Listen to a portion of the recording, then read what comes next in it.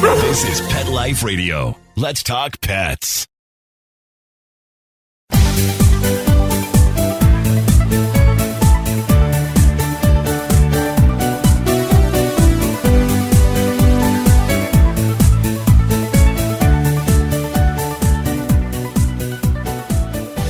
Hello, all my pet parents and soon-to-be parents, friends listening. This is Michelle Fern, your host on Best Bets for Pets. All right, for many of you, this is something that you've considered or have. Do you do collar or harness? And what are some of the benefits? I've often pondered this myself. I have a guest that's going to tell us about it, and also I'm going to share with you a fabulous product. We'll be right back.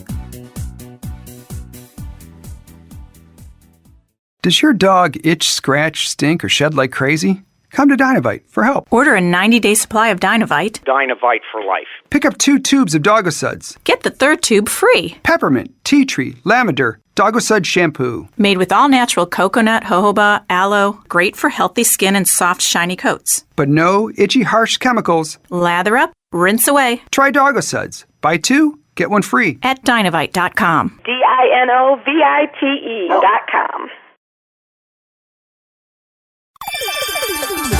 Let's Talk Pets on PetLifeRadio.com.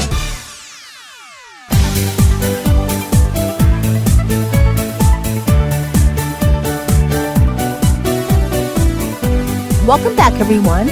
I'd like to introduce Jamie Hopper. She's the Business Development Manager at Blue-9 Pet Products. Welcome, Jamie. Thank you so much for having me. Well, I'm thrilled to have you. And I know that Blue-9, of course, one of its products is a harness, and that's what we're going to talk about mostly today. But tell me a little bit about Blue-9 Pet Products overall.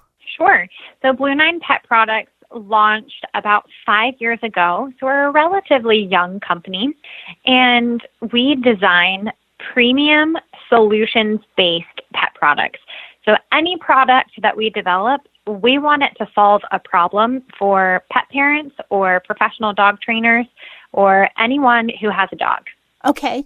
Well, that sounds great. You know, if you have a dog, you have to have a collar or you have to have a harness, something to walk your dog, you know, besides just the leash, because the leash has to attach to something on the dog's body. And there's very extreme schools of thought, I think, on both ends. And then there's people in the middle. What is so different? Before we talk about the advantages of the Blue-9 harness, what is some of the advantages as you see it or points of difference between a collar and a harness? Certainly.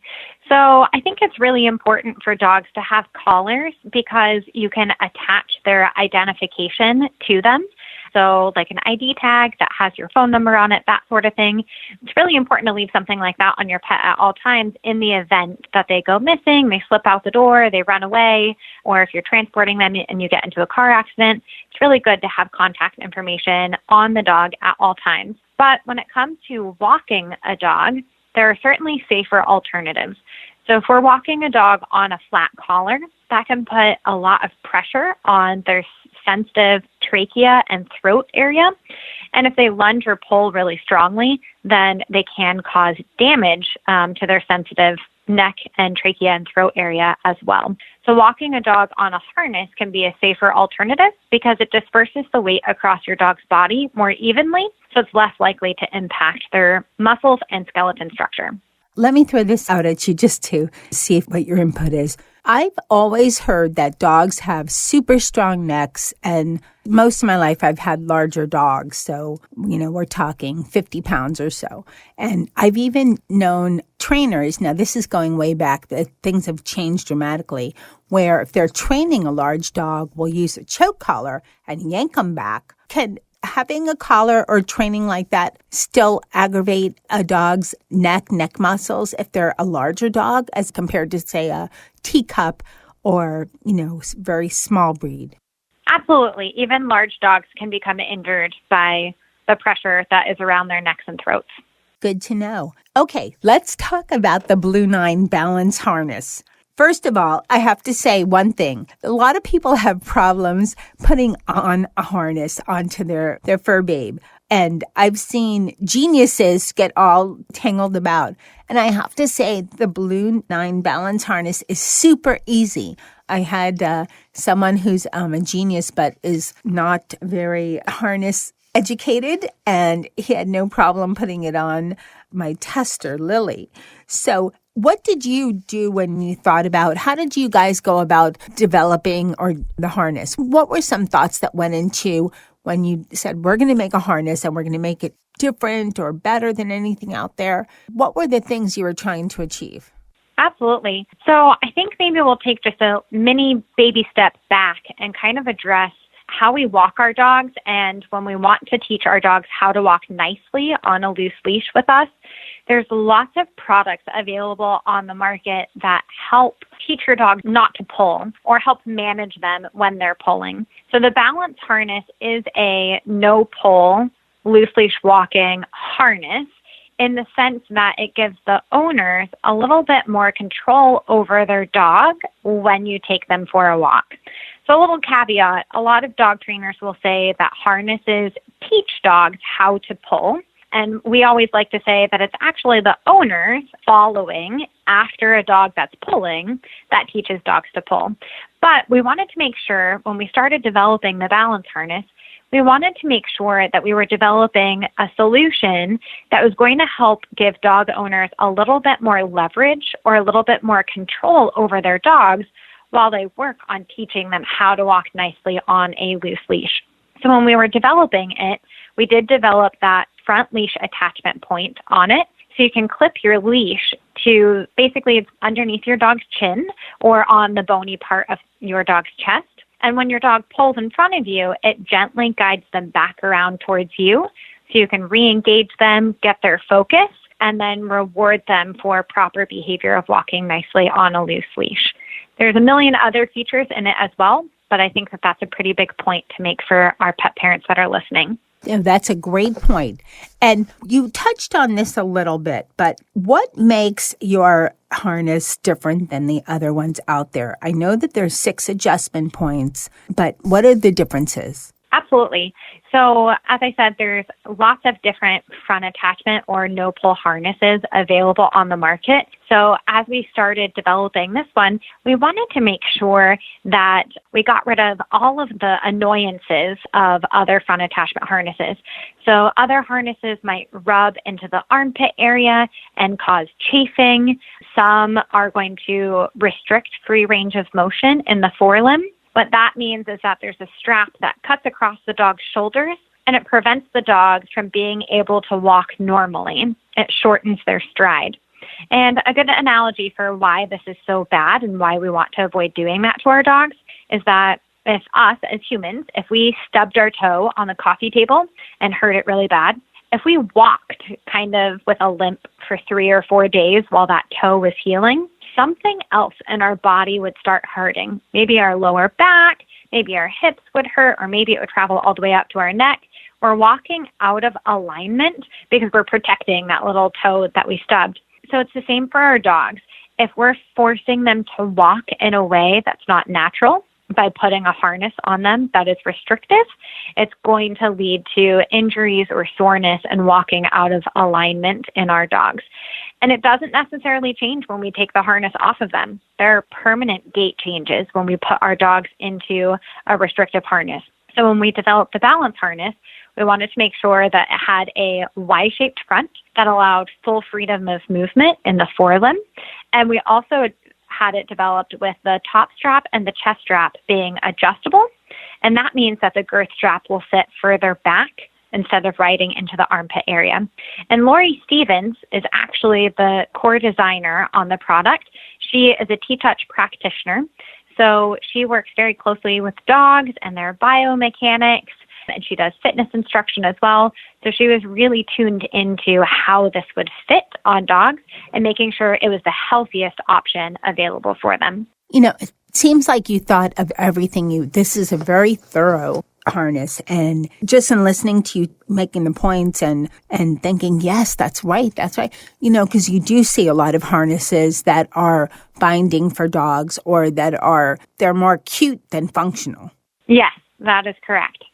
A lot of that. I've seen a lot of that, and I just think, why? But okay, that's another thing. Okay, so we're going to take a short break, and when we come back, we're going to talk more about the harness and some key points on how to maybe get your dog used to a harness if they've always had a collar, and just some other things. We'll be right back after this break.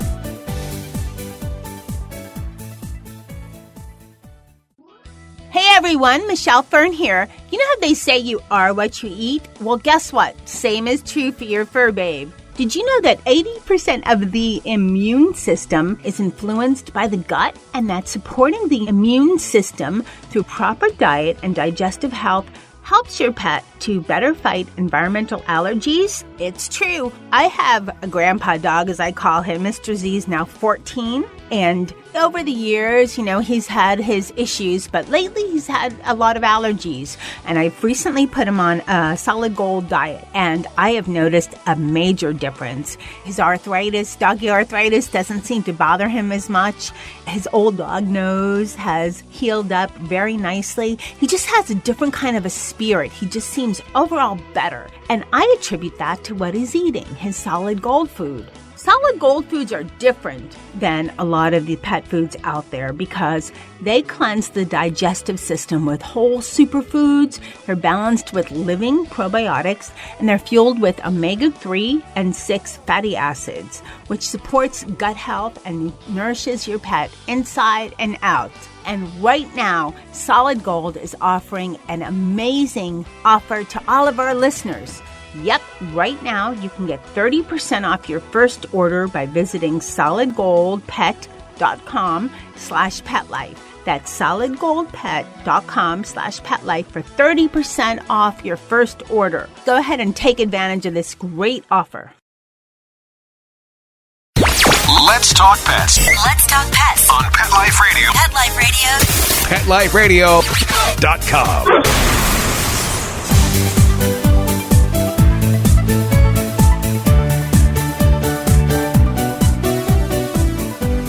Welcome back, everyone.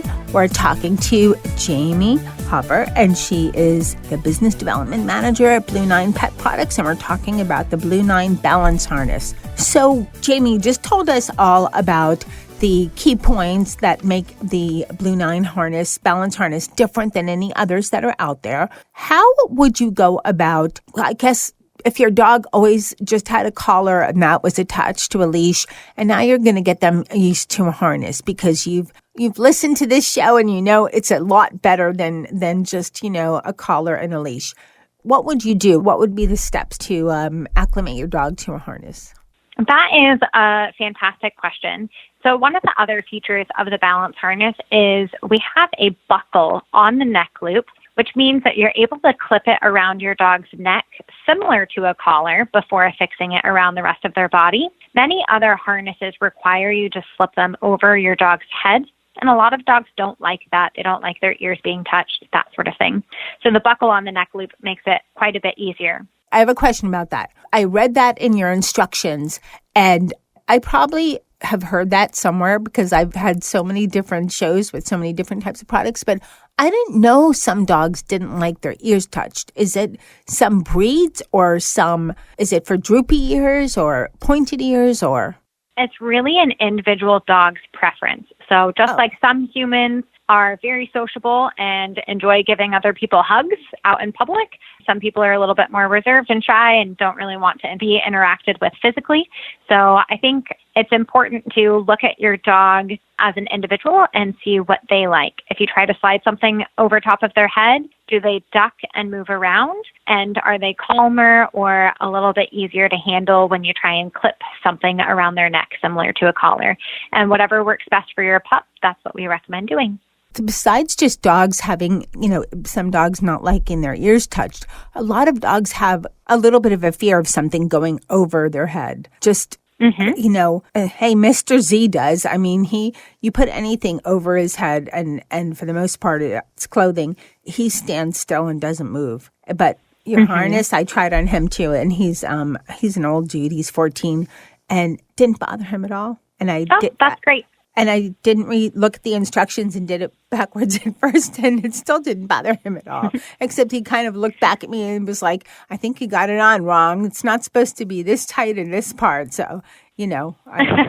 But, okay. So what other ways would you get your dog used to the harness? So it's great to hear that your dog didn't have any trouble with the harness being put on him. We don't typically hear of dogs being shy or not enjoying wearing the harness, specifically because it's so well designed. It's not going to cause chafing in their armpits, and it's not going to ride up around their shoulders and cause any restriction. But we would always recommend making it a positive experience. So before you fit the harness to your dog, make sure you get them nice and tired so they're more willing to stand still while you're doing the harness fitting. And then once you put the harness on your dog, try and do something that they really enjoy doing. So maybe that means going for a walk and offering them some high-value rewards or treats while you're going on that walk. Or maybe it means going out into the backyard and playing a short game of fetch while they're wearing it in order to get them used to it. But it should only take 2 to 3 times of putting the harness on them and pairing it with those really fun and rewarding activities before your dog is ready to wear the harness every time that you take them for a walk. Okay. So it seems like it's not something that's that unusual or that rather difficult, for your pooch to get used to. On your information card, which is, I think it's adorable and clever, and whoever designed this and put the information on was just hit all the right points for pet parent. I really like, for everybody listening, there's a picture and it has like a line drawing of a dog, and it shows also, some fits and flexible, the key areas of the product. And on the back, it shows the wrong fit. And there's this one dog the dog looks like he's in a straitjacket, because I don't know how somebody would put this on their dog and tie it so tight in both ways, but I'm sure it's happened. How do you know if you're, this is great information, and this pretty much this card shows exactly how it should be on your dog. But in case you're, harness challenged, what would be some ways for you to mention to the pet parent, this is how you have it on right, and so forth? Because I do know some people that they have the hardest time with any kind of harness. Yeah. Well, that's a great question. So Blue-9 has a fabulous educational resource library. We have over 100 videos on our YouTube channel, but we also post some informal but also educational Facebook Live videos on our Facebook page. And we have an exclusive Facebook group that our pet parents are able to join. And that's a really fun, collaborative community where people can post any training questions that they might have. And they can also get support from other Blue-9 customers that love and use our products. In addition to all of that, we have a fabulous customer support team. So we offer the option for our customers to send us photos of their dog wearing the harness, and then we'll give customized feedback on how to best fit the harness to their dog if they're having any trouble with that. As a general rule of thumb, we want to make sure that our harnesses are not fit too snugly.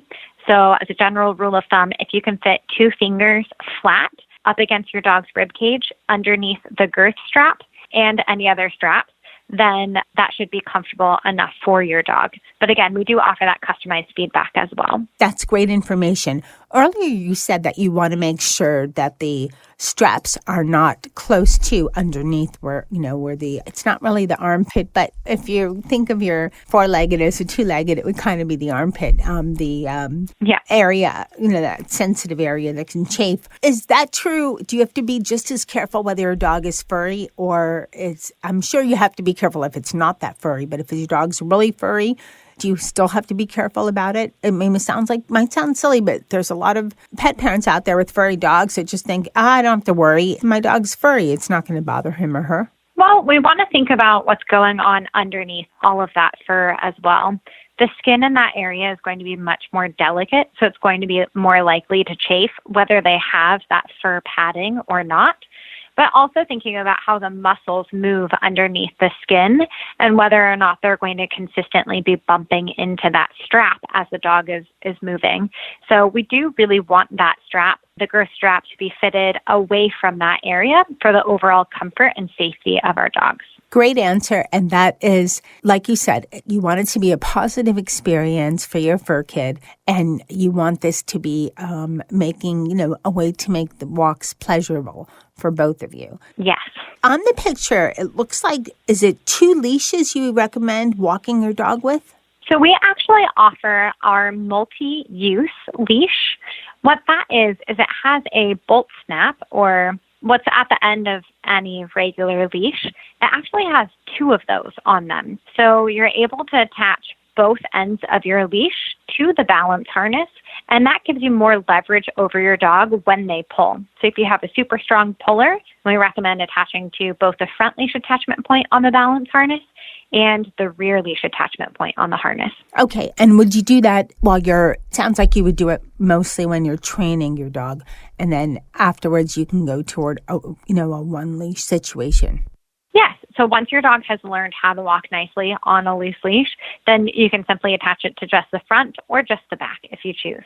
Okay. Well, this has been super informative, and this is a great leash. Now, for everybody listening, how would they go about deciding, and also deciding the size, and also what is your range of sizes that you make? Sure. So if they want to learn more about the balance harness, they can go to our website at www.blue-9.com. And right there, we do have our sizing chart. So we recommend that you measure your dog around their girth. That is around their rib cage. We want to measure the widest part of that. Once we have that measurement, then we'll know what size we need to order for our dog. We have sizes extra small through large, and it fits dogs anywhere from 8 pounds all the way up to 140 pounds. So we can fit just about anybody. Yes, you can. It sounds like you could even do a mini horse. Yes.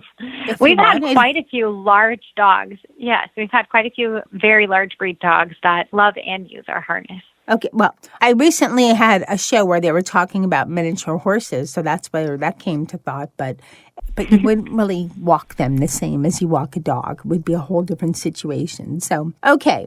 So, Jamie, Blue-9 also has a lot of other great products for training your dog. Can you tell us a little bit about them? Because they're just some fabulous products that you have. I looked around your website and I thought, wow, this is a great idea. Like the climb training platform and maybe some other gear that you have? Yeah, absolutely. So our actual flagship product, the first product that Blue-9 Pet Products brought out, was the Climb Training Platform.